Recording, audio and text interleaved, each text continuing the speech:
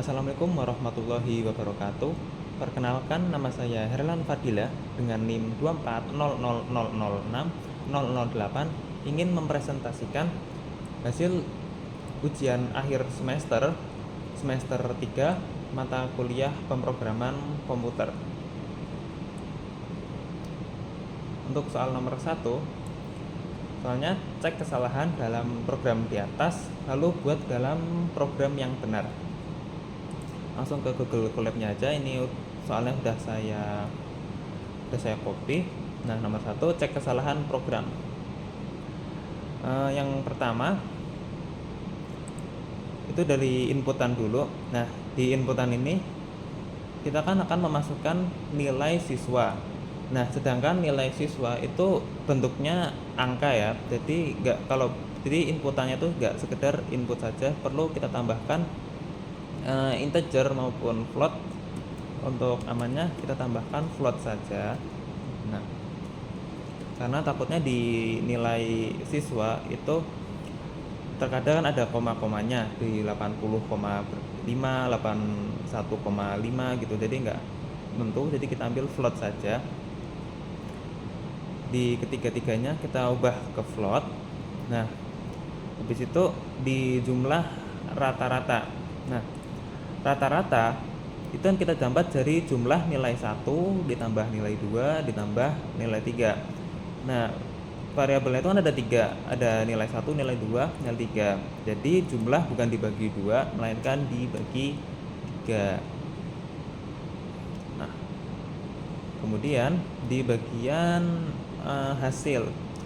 Nah, ini kita kan memanggil fungsi dari hitung rata nilai 1, nilai 2, nilai 3. Sedangkan di fungsi ini tuh belum ada return. Nah, fungsi return itu buat mengirimkan hasil yang sudah diolah fungsi ke pemanggil. Nah, pemanggil di sini ini ya, hasil hitung rata nilai 1, nilai 2, nilai 3. Nah, jadi kurang lebih fungsi return itu buat mengembalikan nilai yang sudah diolah fungsi ke pemanggil. Dan pemanggil di sini itu hasil ya. Returnnya kita return yang dibutuhkan yaitu hasil perhitungan. Jadi di hasil return rata kita bakal mengembalikan fungsi dari rata. Kalau misalkan kita membutuhkannya mengirimkan fungsinya jumlah, jadi returnnya tinggal diganti jumlah seperti itu. Tapi karena kali ini kita mau mengembalikannya fungsi rata, jadi kita kembalikan ke fungsi rata. Nah, jawaban yang sudah benar itu seperti ini. Jadi fungsi hitung rata nilai 1, nilai 2, nilai 3. Nah, kita tambahkan titik 2. Nah, jumlah itu sama dengan nilai 1 ditambah nilai 2 ditambah nilai 3. Kemudian ada rata. Rata-ratanya tuh dari penjumlahan nilai 1, nilai 2, nilai 3, jumlah itu dibagi 3. Kemudian kita mereturn hasil dari perhitungan fungsi ke pemanggil. Nah, di ini inputannya, kenapa kita menggunakan inputan N1, N2, N3, sedangkan di sini nilai 1, nilai 2, nilai 3, tapi kita manggilnya dengan beda parameter. Parameternya tuh namanya N1, N2, N3. Itu enggak masalah karena program akan membaca nilai dari variabelnya, bukan nama dari variabelnya. Jadi kalau misalkan N1 kita memberikan nilai 80, maka parameter yang terbaca di fungsi nilai 1 itu juga 80. Karena program itu tidak akan membaca nama variabelnya, melainkan membaca nilai dari variabelnya. Nah, kemudian N1 kita integer bilangan ini, kita ubah ke float dulu karena siapa tahu nilai itu kan bisa berupa bentuk angka koma. Kita ubah ke float. Ya. Nilai siswa 1, nilai siswa 2, nilai siswa 3. Udah. Kemudian kita play. Coba kita masukkan nilai siswa 1 itu 85, nilai siswa 2 itu 90, nilai siswa 3 itu 95. Nah, hasil rata-rata itu 85 ditambah 90 ditambah 95 kemudian dibagi 3, hasilnya 90. Nah, dari hasil perhitungannya itu didapatkan rata-rata 90 dari ketiga nilai. Lanjut ke nomor 2. Nomor 2, sebutkan minimal 3 kesalahan pada program di atas. Jelaskan dampak dari setiap kesalahan. Perbaiki program akan menghasilkan output lengkap, yaitu output nilai, total nilai, rata-rata, dan status kelulusan. Kita sebutkan dulu 3 kesalahan dari program di atas. Nah, yang pertama nih dari atas sendiri, dari fungsi analisis nilai. Kita kan jumlah parameter atau variabelnya itu ada variabel tugas, UTS, dan UAS. Itu ada 3 ya. Jadi total dari penjumlahan tugas, UTS, UAS itu kan ada 3. Jadi untuk mencari rata-rata itu total bukan dibagi 2 melainkan dibagi 3. Itu kesalahan 1. Kemudian di kesalahan 2 kita belum meretur nih. Jadi dari fungsi yang sudah kita olah itu kita mau mengembalikan atau mengirimkan hasil dari pengolahan fungsi itu ke mana belum diretur nih, belum direturn. Jadi kesalahan yang kedua itu kita belum menambahkan return di sini. Kemudian kesalahan yang ketiga itu di inputan nilai, dimana ini kan input nih, sedangkan nilai dari tugas, nilai UTS itu kan berupa angka ya. Jadi sebelum inputan kita harus menambahkan float dari lebih dahulu buat inputan angka atau nilai. Jadi perlu kita tambahkan float terlebih dahulu. Nah, kesalahan pertama itu total dibagi 3. Yang kedua itu belum ada return. Terus yang kesalahan ketiga itu dari ketiga inputan belum ditambahkan float atau integer buat inputan tersebut. Nah, di sini juga perlu ditambahkan. Nah, ini yang terakhir kita hasil atau kita memanggil dari fungsi analisis nilai di tugas, UTS, dan UAS. Nah, hasil analisis itu udah kita panggil. Nah, ini jawaban yang sudah benar, yaitu def nilai dari def itu fungsi analisis nilai dari tugas, UTS, UAS. Nah, total itu dari variabel tugas, UTS, UAS ditambahkan. Nanti untuk menghitung rata-rata itu total dibagi 3. Nah, untuk rata-rata dari status itu enggak masalah, udah betul. Terus print nilai dari total, rata, sama status. Nah, untuk hasil analisis tadi kita mengembalikan nilai dari fungsi itu berupa statusnya itu lulus atau tidak lulus dari hasil analisisnya. Nah, input tugas udah float, input UTS udah float, input UAS juga udah float. Jadi kita memanggil dari fungsi analisis nilai tugas, UTS, UAS. Coba kita play, masukkan nilai tugas. Misalkan di sini tugas dia 85, nilai UTS itu 90, dan nilai UAS-nya dia 95. Nah, di sini kita udah dapat nih nilai rata-rata. Nilai rata-rata itu dari jumlah dari tugas, UTS, dan UAS itu dibagi 3. Nah, rata-ratanya 90. Kemudian total nilai itu 85 dari nilai tugas, 90 dari nilai UTS, 95 dari nilai UAS, itu semua ditambahkan. Hasilnya 270. Statusnya itu lulus karena rata-rata dia lebih dari 75, jadi status lulus. Kemudian hasil analisisnya itu lulus. Lanjut ke nomor 3. Nomor 3, sebuah perusahaan ingin membuat program sederhana menggunakan Python untuk membantu bagian keuangan dalam menghitung gaji karyawan.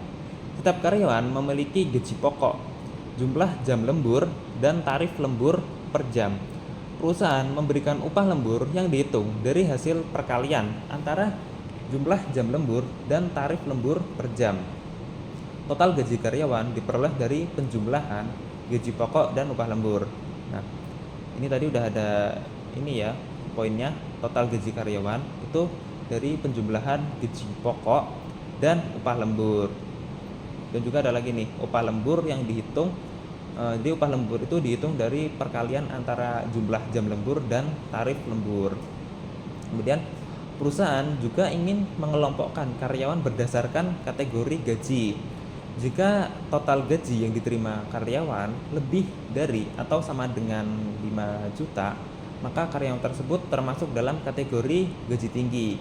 Sebaliknya, jika total gaji kurang dari 5 juta, maka karyawan termasuk dalam kategori gaji standar. Nah, berikut adalah tampilan program yang salah. Soalnya temukan minimal 4 kesalahan pada program di atas. Jelaskan penyebab setiap kesalahan tersebut. Terus perbaiki program agar dapat berjalan dengan benar menghasilkan output upah lembur, total gaji, dan kategori gaji. Nah, ini soalnya.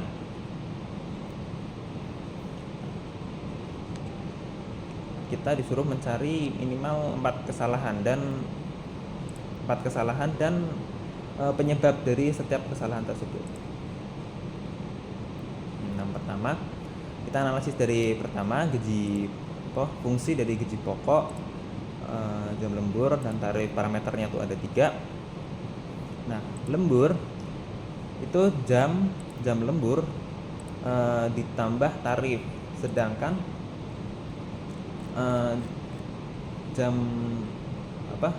upah lembur itu dihitung dari perkalian antara jumlah jam lembur dan tarif lembur per jam. Nah, jadi kesalahan yang pertama itu lembur itu dihitung bukan dari jam lembur ditambah tarif, melainkan jam lembur dikali tarif. Nah, efeknya apa? Kalau misalkan jam lembur ditambah tarif, maka perhitungannya berarti nggak sesuai. Dia nggak mendapatkan upah lembur yang benar. Jadi cara menjawabnya itu lembur itu jam lembur ditambah tarif, bukan ditambah tarif tapi dikali tarif ya. Kemudian total gaji itu gaji pokok dikali lembur. Sedangkan ini sudah ditegaskan kalau misalkan total gaji karyawan itu diperoleh dari penjumlahan gaji pokok dan upah lembur. Sedangkan di program itu malah gaji pokok dikali lembur. Ini adalah kesalahan yang kedua. Kesalahan kedua itu total gaji itu gaji pokok dikali lembur. Sedangkan perhitungannya itu nggak seperti itu. Efeknya apa? Mungkin hasilnya itu jauh dari kata sesuai karena gaji pokok itu dia sudah mendapatkan, kemudian malah dikali hasil lembur, jadi bakal perhitungnya nggak sesuai. Jadi kesalahan yang kedua itu di total ya, seharusnya gaji pokok ditambah upah lembur.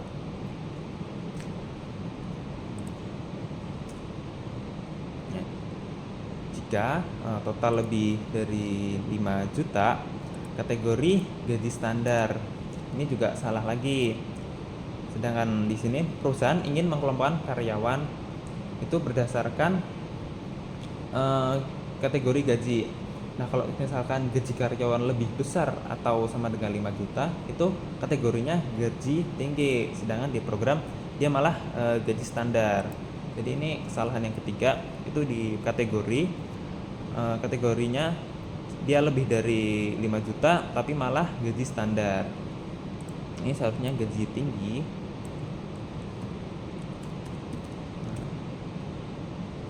Ini ini juga termasuk kesalahan di kategori gaji ya. Nah, dia kan mintanya lebih besar atau sama dengan 5 juta, sedangkan di program itu masih lebih dari 5 juta doang.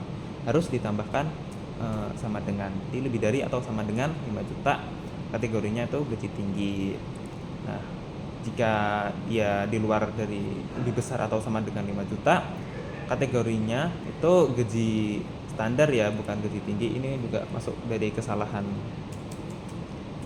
yang ketiga, itu ketukar gaji standar.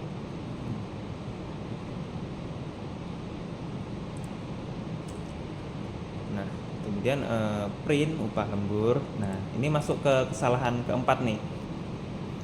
Kita udah menghitung dari fungsi hitung gaji. Nah, ini dari hasil perhitungan itu nggak dikirim kemana-mana, belum ada return seperti tadi. Nah, jadi kesalahan keempat itu belum ada return.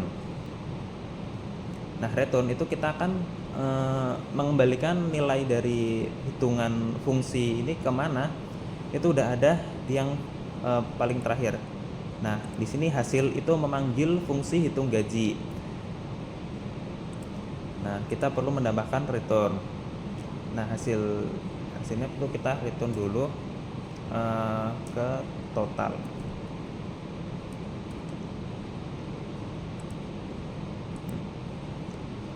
Untuk kesalahan yang keempat. Kemudian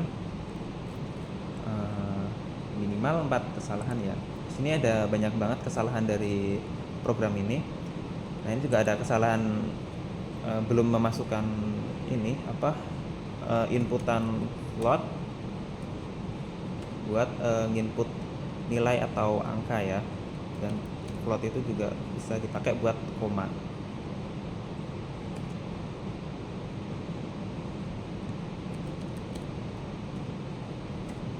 Nah, itu. Nah, kemudian hasil itu hitung gaji dari gaji, jam, sama tarif. Untuk penamaan variabel itu udah dijelaskan, itu nggak bermasalah ya, karena program akan membaca nilai dari variabel, bukan nama dari variabel. Nanti ntar urutannya juga diperhatikan, gaji dia akan masuk ke gaji pokok, jam juga masuknya ke jam lembur, tarif itu ikut ke tarif. Nah, udah selesai. Bentar kita cek kembali. Ya. Udah, coba kita play ya. Ini jawaban sudah saya sediakan juga, cuman kita mau play yang ini aja. Masukkan gaji pokok. Andaikan gaji pokok karyawan itu sudah dapat di 4 juta, kemudian jam lembur dia selama 1 bulan udah lembur selama 8 jam, terus tarif lembur per jamnya kita berikan 20.000 ya, andaikan kita enter. Nah, upah lembur itu didapat dari tarif lembur dikalikan jam lembur. Nah, dia jam lemburnya itu ada 8 jam, terus kemudian dikalikan 20.000, hasilnya 160.000. Kemudian total gaji itu didapat dari upah lembur ditambah gaji pokok. Gaji pokoknya 4 juta. Nah, akhirnya total gaji itu 4.160.000. Nah, kategori gajinya masih kategori gaji standar karena dia masih di bawah 5 juta. Gimana kalau gaji dia lebih dari 5 juta? Kita coba ulang lagi. Masukkan gaji pokoknya masih tetap 4 juta. Kemudian dia udah lembur misalkan 20 jam selama 1 bulan. Kemudian tarifnya kita ubah 40.000. Coba. Oh, dia masih masuk kategori gaji standar ya, karena masih upah lemburnya cuma nyentuh di 8 juta. Coba kita ubah lagi, gaji pokoknya 4 juta. Jam lembur dia sampai 20 jam. Nah, terus tarif lemburnya kita naikin jadi 50.000. Nah, upah lemburnya itu 1 juta didapat dari jam lembur 20 jam dikalikan tarifnya itu 50.000. Nah, upah lemburnya tuh 1 juta. Kemudian total gaji itu didapat dari gaji pokok ditambah 1 juta.